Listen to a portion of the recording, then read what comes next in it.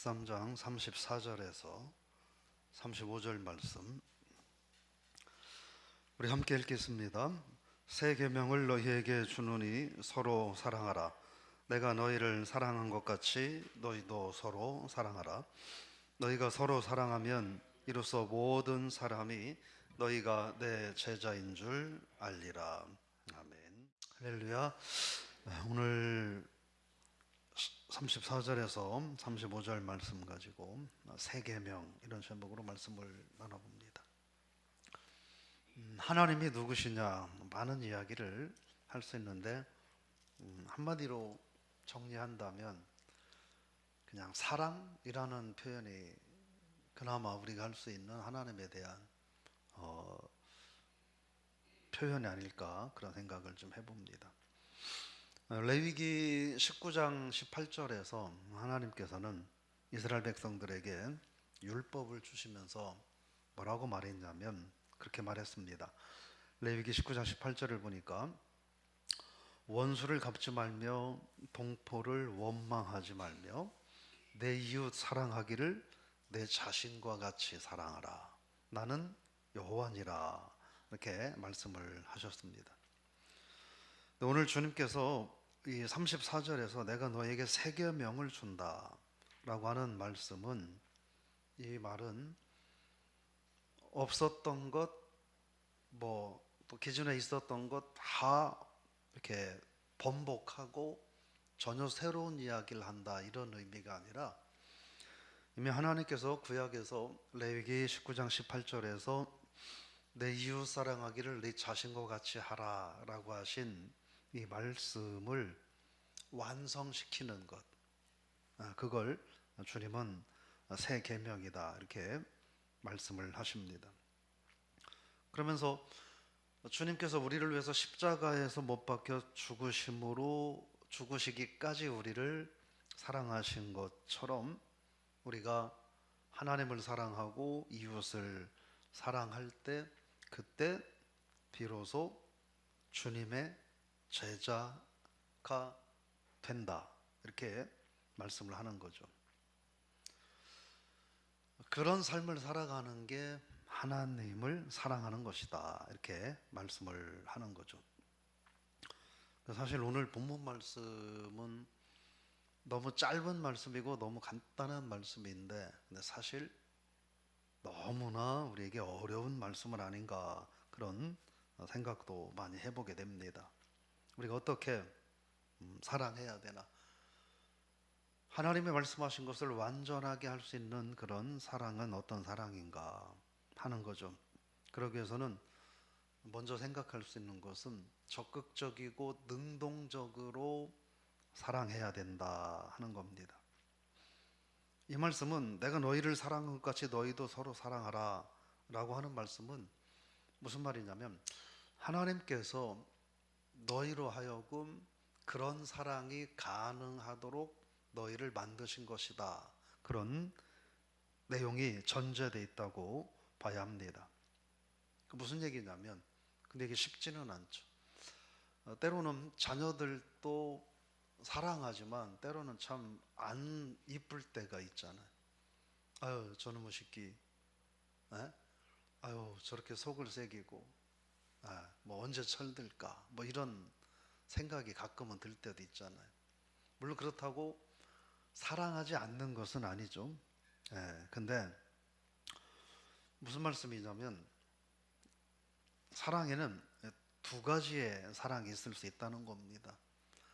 능동적이고 적극적인 사랑이 있을 수 있고, 또 하나는 그냥 본능적인 사랑이라는 거예요. 그 본능적인 사랑은 그건 뭐냐? 그것은 그냥 사랑스러우니까 사랑하는 거예요. 그럼 어때요? 사랑스러우면 사랑하는 거죠. 제가 한동안 이 강아지가 너무 키우고 싶어가지고,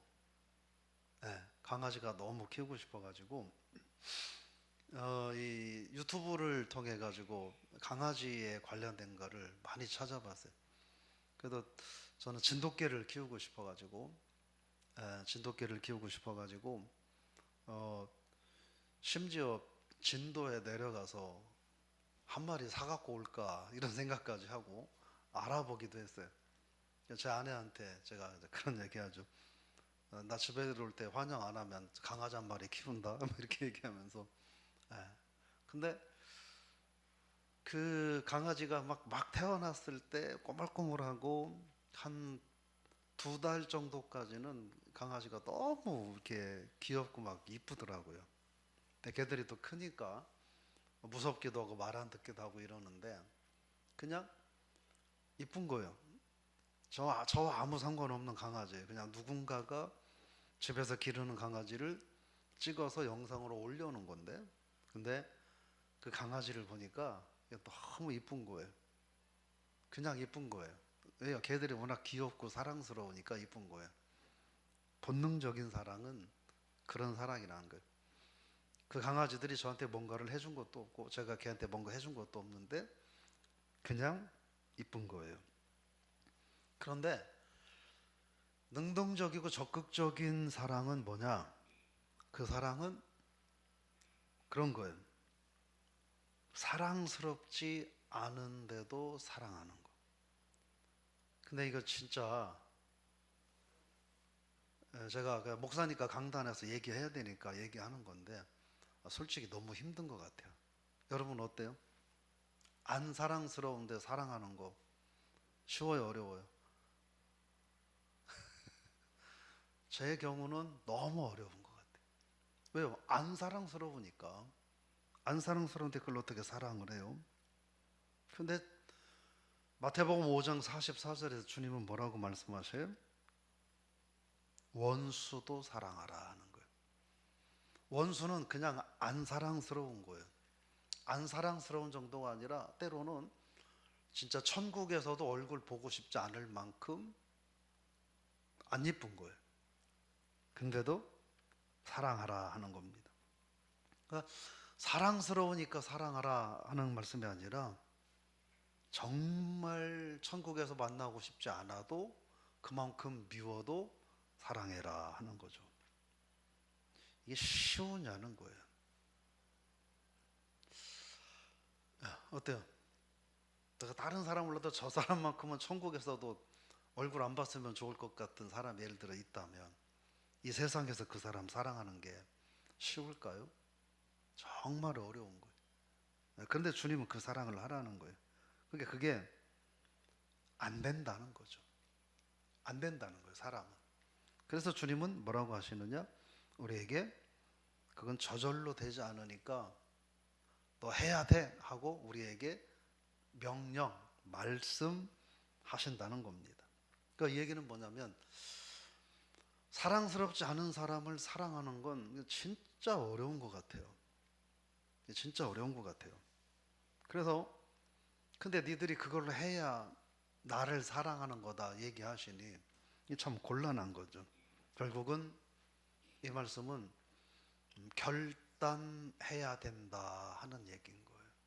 결단해야 돼. 근데 우리는 알아요. 내가 저 사람 좀 더 사랑해야지 마음으로 다잡고 주님 앞에 회개하고 기도하고 사랑하려고 하지만는데 하나도 달라지지 않아. 모든 게 똑같아. 그러면 결심했는데도 그 사랑하기가 정말 쉽지 않아요. 근데 주님은 그러니까 또 결단하라는 거예요. 그래서 하시는 말씀이 어떻게 사랑해야 되느냐? 모든 걸 다 사랑할 수는 없는 거죠. 그냥 그래서 어떻게 해야 되느냐? 주님은 좀 구체적으로 사랑해라 이렇게 말씀을 하는 거예요. 누가복음에 보면 내 이웃이 누굽니까? 내가 사랑하고 돌봐야 될 이웃이 누굽니까? 라고 한 율법사가 묻죠. 그때 주님이 뭐라고 대답했습니까? 너는 율법사잖아. 너는 목사잖아. 너는 모든 인류를 다 사랑해야 돼.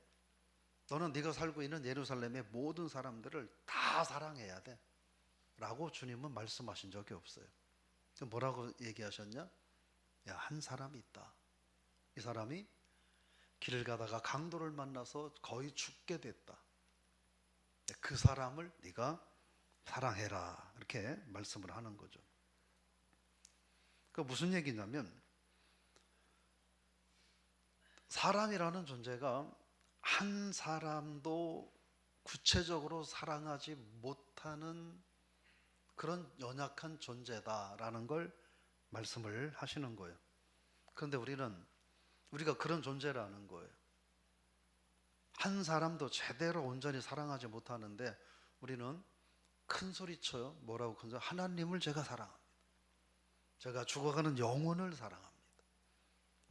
우리 신광명교회를 사랑합니다. 얘기는 해요.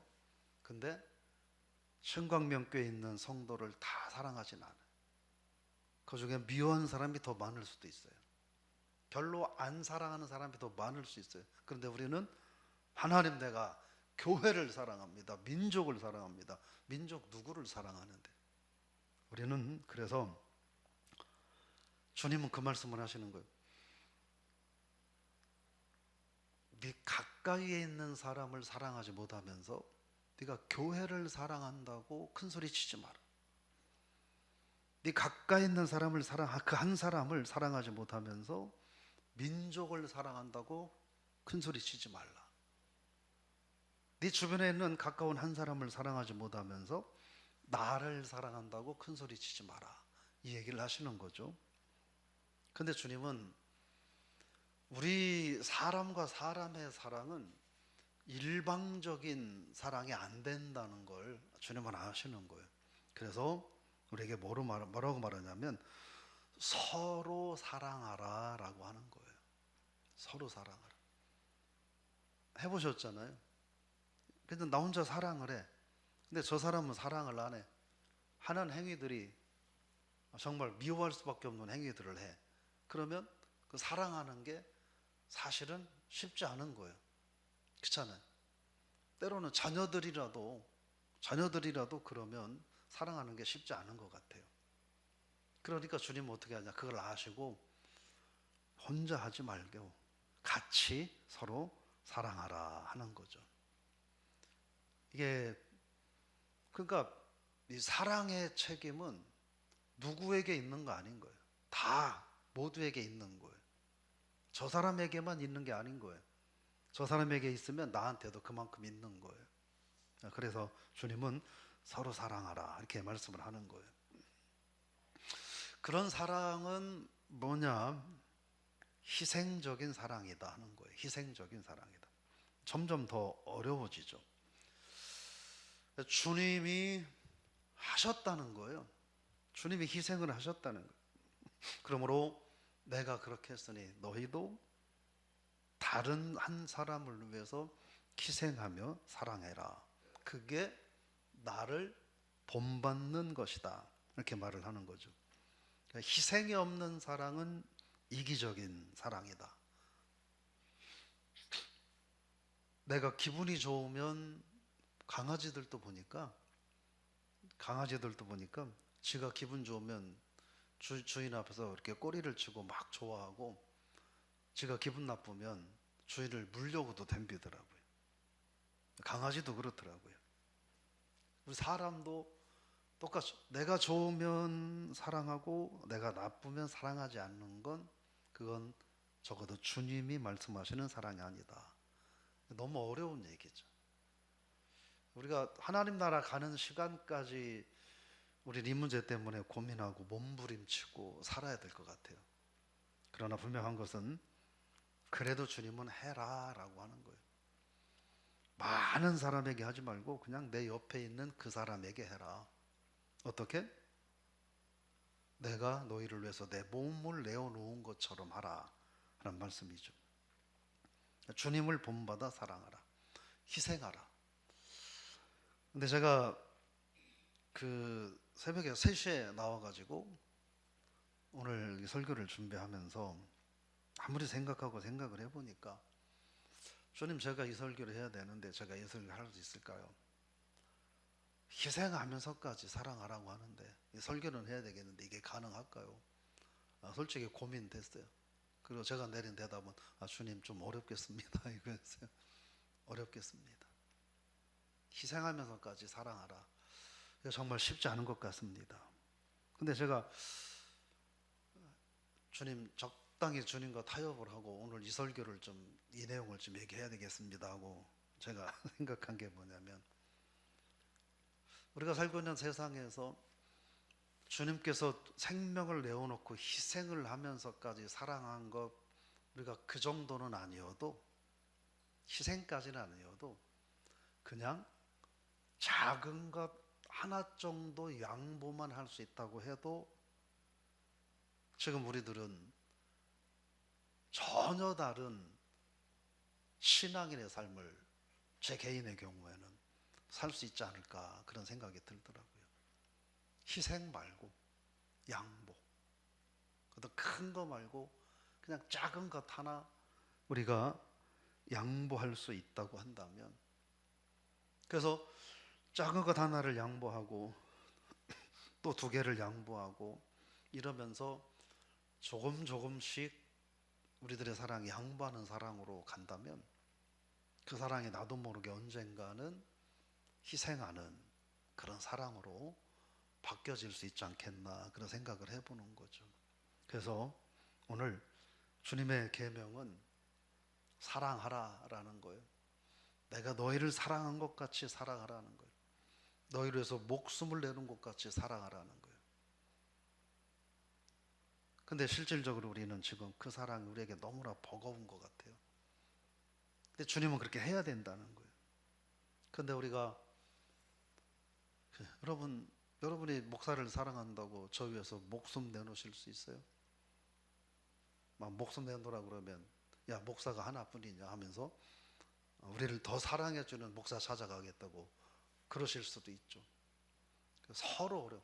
그래서 저한테 여러분들을 위해서 네 목숨 내놔라 하면 솔직히 주님이 저를 강제로 꺾지 않느나 주님 그건 못하겠습니다, 이렇게 얘기할 수밖에 없을 것 같아요. 근데 야, 네가 그냥 자존심을 조금만 양보해라.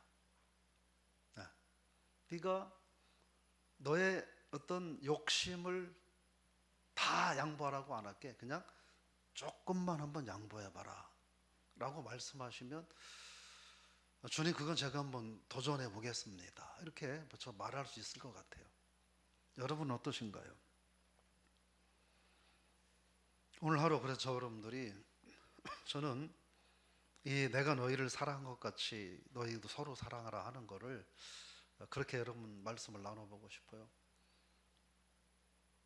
어차피 우리는 제가 여러분의 생명 못 던지고 여러분이 저에도 생명 못 던져요. 그건 어려워요.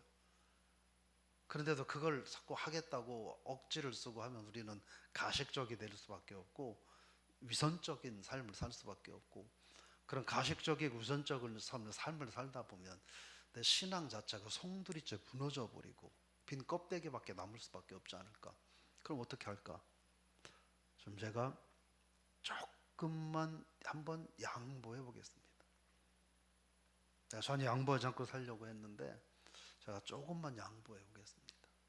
시간 조금 양보해 보고, 물질 조금 양보해 보고, 자존심 조금 양보해 보고, 내 이익 많이는 아니지만 조금 양보해 보고, 그렇게 한번 살아보겠습니다.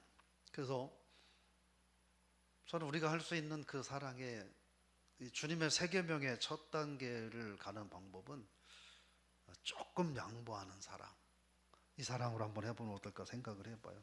그러면 그 사랑이 어느덧 우리의 삶에서 주님의 사랑으로 달라지는, 변화되는 시간들이 오지 않을까 생각을 하면서 오늘 하루 저 여러분들이 내가 어떻게 주님의 사랑을 실천할 수 있을까? 사순절은 우리가 주님의 그 사랑을 묵상하며 보내는 절기잖아요.